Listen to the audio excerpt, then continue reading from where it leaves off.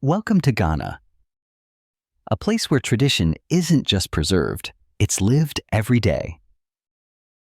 From women gracefully balancing goods like performers on the streets, to names that are chosen based on the day you're born, this West African nation is full of color, rhythm, and surprises.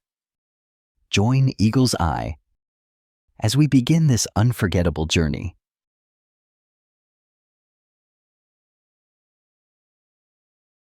Number 1. Ghana, a beacon of hope and freedom in Africa. Ghana isn't just another country on the map. It's a symbol, a light, a reminder that freedom is worth fighting for.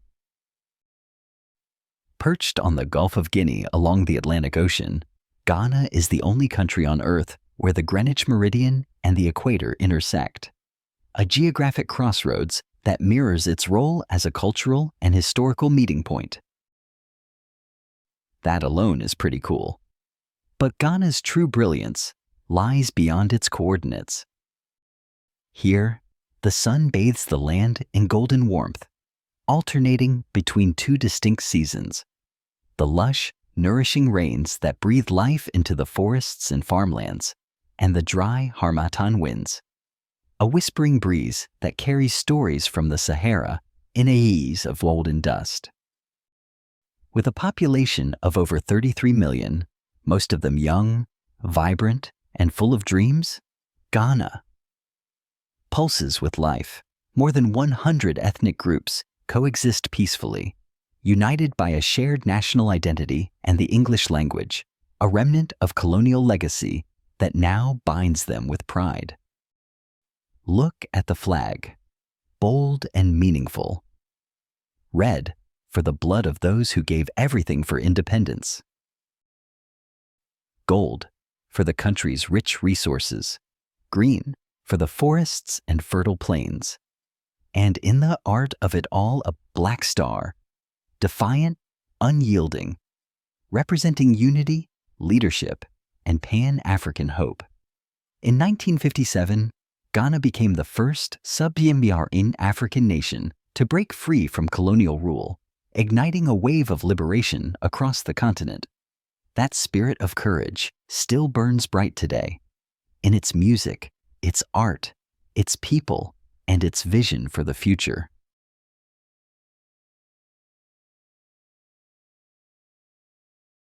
Two, the Man with 100 Wives. A story of tradition and controversy. Deep in northern Ghana, tradition holds strong, and few stories embody that more vividly than that of Kwaye 80. A man who has taken polygamy to a level that's both fascinating and controversial. Not one or two wives, not even 20, but over 100. To outsiders, it might sound like a fairy tale or even a myth. But to his community, 80 is a living embodiment of ancestral values. In his compound, each wife plays a vital role. Tending to farms, preparing meals, raising children, preserving customs.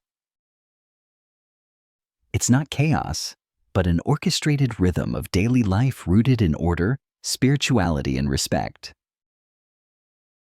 When asked how he manages harmony in such a vast household, 80 smiles. "The gods gave me this mission," he says, "and the strength to love them all." To some, he is a cultural icon. To others, a lightning rod for debate, especially in a modernizing Ghana that is constantly negotiating between tradition and change. His story touches deep questions. What is love? What does family mean?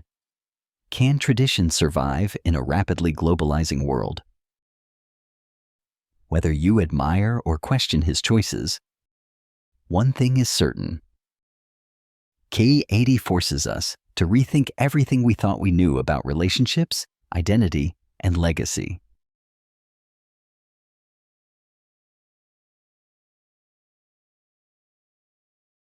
Number 3. Ghanaian women. Grace, strength, and spirit.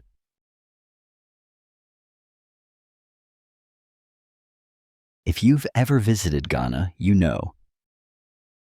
The heartbeat of the country isn't just in the music, the markets, or the monuments. It's in the women.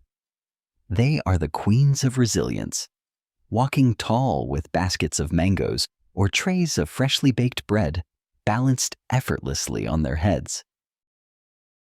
All while laughing, negotiating prices, and caring for children, their posture regal, their gaze unshakable. But Ghanaian women are more than just graceful figures in vibrant fabrics. They are entrepreneurs, lawmakers, educators, and artists. They run small businesses in the markets by day and lead community development projects by night. They are mothers and mentors, thinkers and trailblazers. In recent years, many have shown growing curiosity toward international relationships, not just out of romance, but as an exploration of cultures, ideas, and a desire to bridge worlds. This openness reflects a broader trait, their thirst for knowledge, for connection, and for growth. What makes them unforgettable isn't just their beauty or fashion, it's their spirit, their ability to radiate warmth and strength in equal measure, their unshakable optimism, their way of turning challenges into opportunities and hardship into hope.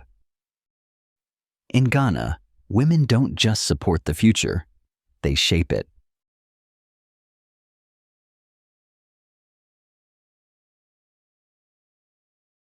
Chapter 4, Dipo, a sacred rite of passage.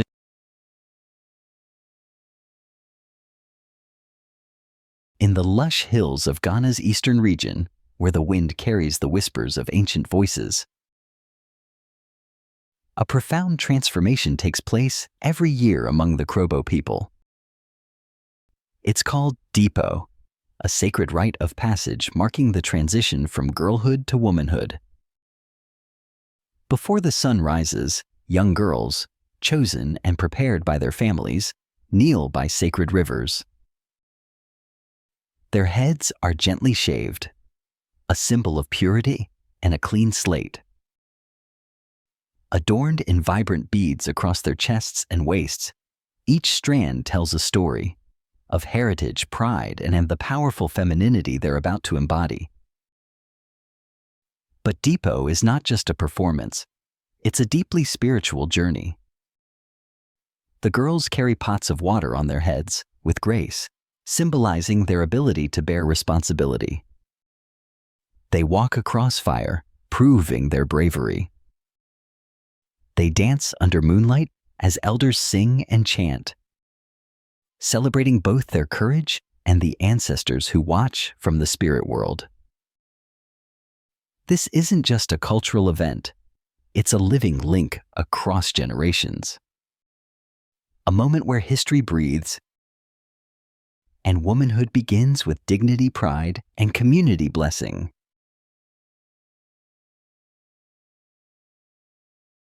Chapter 5, Gold, Glory, and Inequality. Ghana gleams with promise, and for good reason. As Africa's leading gold producer, the country mines millions of ounces of the precious metal each year. From the historic gold trade of the Ashanti Empire to modern-day exports, Ghana has long been known as the land of gold. But here's the paradox. Beneath the shine lies shadow. Despite the nation's golden wealth, nearly 1 in 4 Ghanaians still live below the poverty line. In the northern regions like Savannah and Upper East, where mining profits rarely reach, the situation is more dire, with nearly half the population facing severe hardship. Basic necessities like clean water, healthcare, and education remain out of reach for many. So, how can a country so rich in resources struggle with such deep inequality? The answer is complex. foreign mining companies, limited regulation, and wealth that flows out rather than back in. While a few prosper, others are left behind, scraping by in rural villages and overworked fields. Ghana stands at a crossroads between its golden legacy and the urgent need for inclusive growth, where every citizen can benefit from the treasures beneath their feet.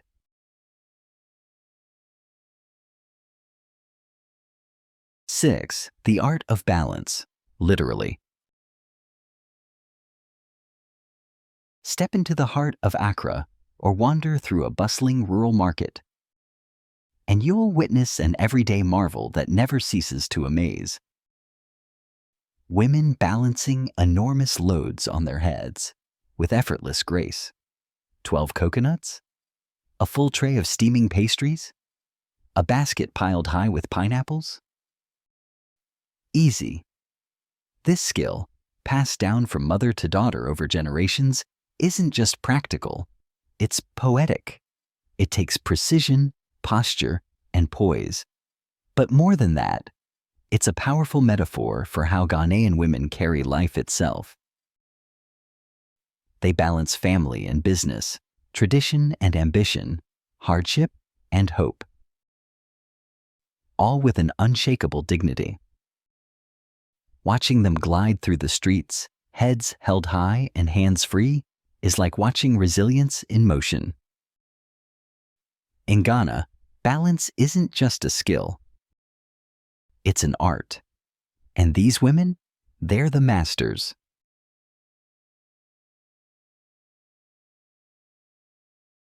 Seven, a nation that dances, paints, and sings its soul.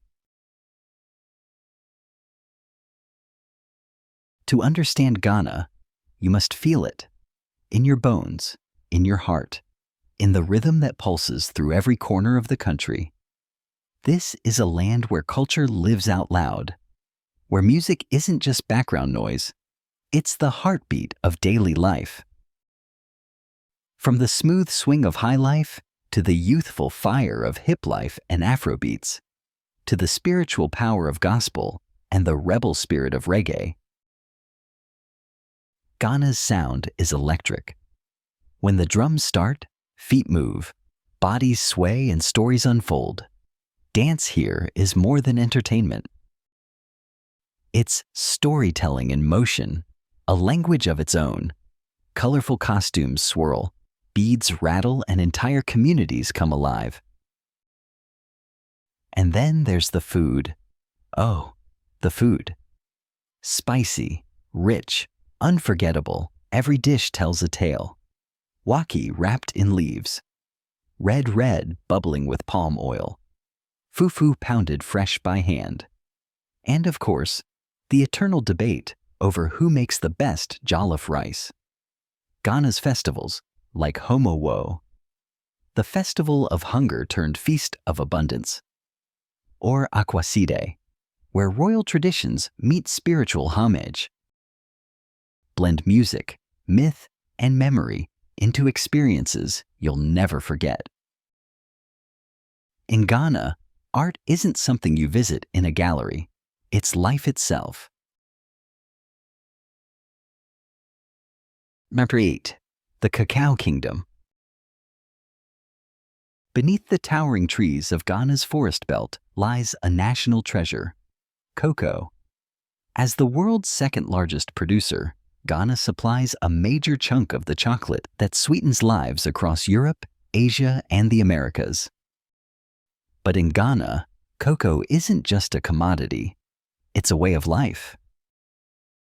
Over 800,000 smallholder farmers rely on cocoa for survival.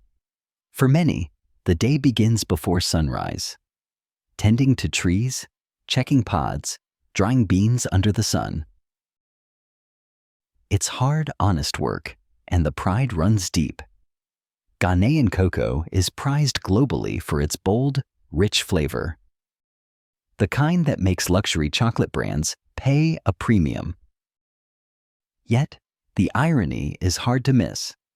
Many of the farmers who grow cocoa, have never tasted fine chocolate themselves. Fluctuating global prices, lack of access to technology, and middlemen eating into profits mean farmers often earn far less than they deserve. But change is coming. Ghana is pushing for local processing and chocolate production, keeping more value within its borders and opening doors for a sweet future. From bean to bar, Ghana's cocoa tells a story of struggle, perseverance, and the dream of turning raw potential into rich, lasting prosperity. Chapter 9. Natural Wonders That Touch the Soul. Ghana's beauty isn't just found in its people or culture. It's written across the land itself, in places that seem almost magical. Take Lake Volta, for example, a shimmering inland sea that stretches as far as the eye can see. It's not only the largest man-made lake in the world, but also a lifeline for millions.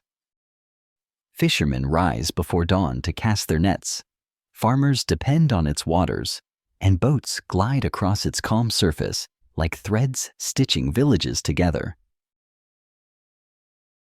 But behind its vast expanse lies a deeper story. Entire communities were submerged during its creation in the 1960s. The lake, then, is not just a marvel of engineering. It's a monument to sacrifice, resilience, and human ambition. And then there's Kintampo Fizz, a hidden jewel tucked away in Ghana's heartland. Here, clear waters cascade down mossy rocks through dense forest, creating a place that feels both sacred and surreal. For the locals, these falls are more than a tourist spot. They're spiritual sanctuaries, where people come to pray, reflect, and feel a connection to nature and the ancestors. You don't just visit Kintampo, you feel it.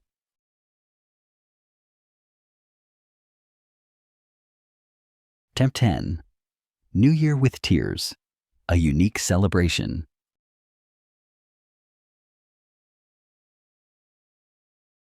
In many parts of the world, New Year's Eve is about fireworks, champagne, and late-night celebrations.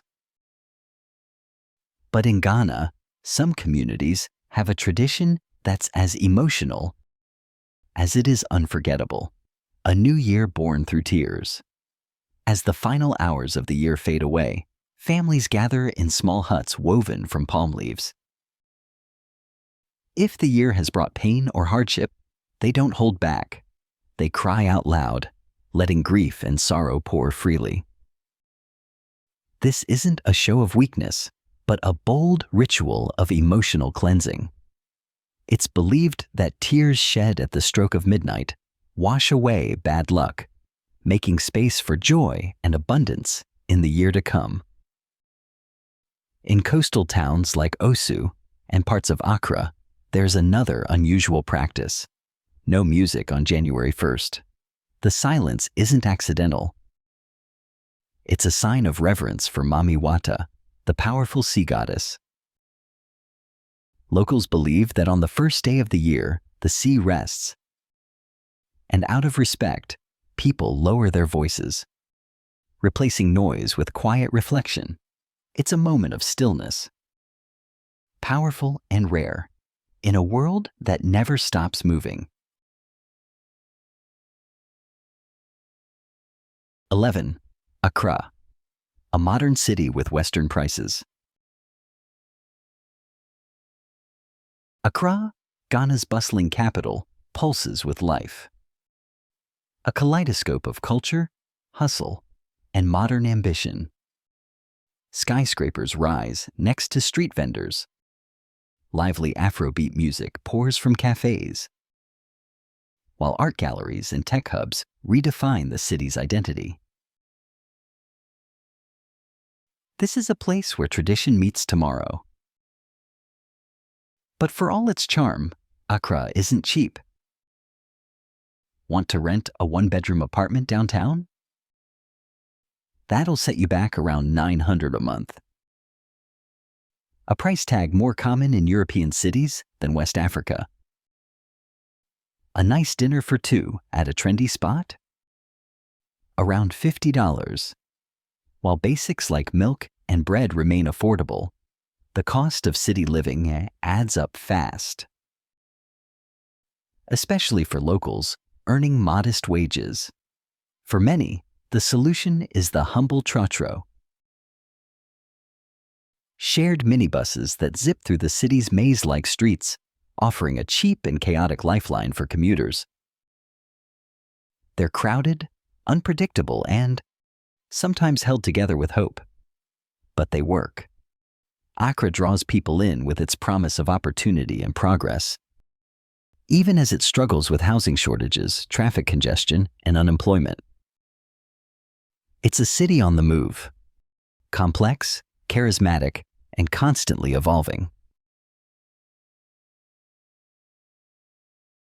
12. The flavor of Ghana, where every dish tells a story.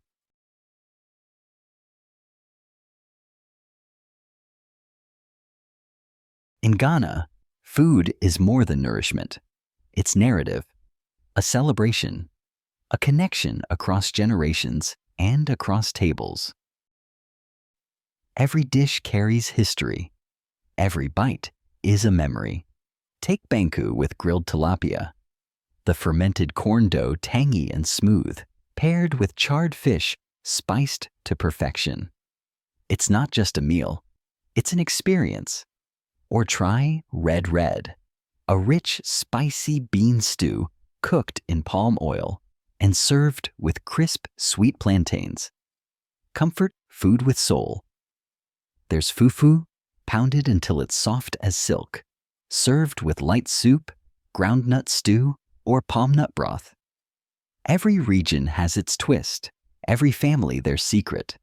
And of course, no culinary journey through Ghana is complete without a taste of the fiery pride, jollof rice. Aromatic, tomato-based, and fiercely debated across West Africa, Ghanaians will proudly tell you their version is the best. Whether it's street food grabbed in the chaos of a morning market or a slow-cooked feast shared with family under the stars, Ghanaian cuisine is a story of flavor, identity, and fierce cultural pride.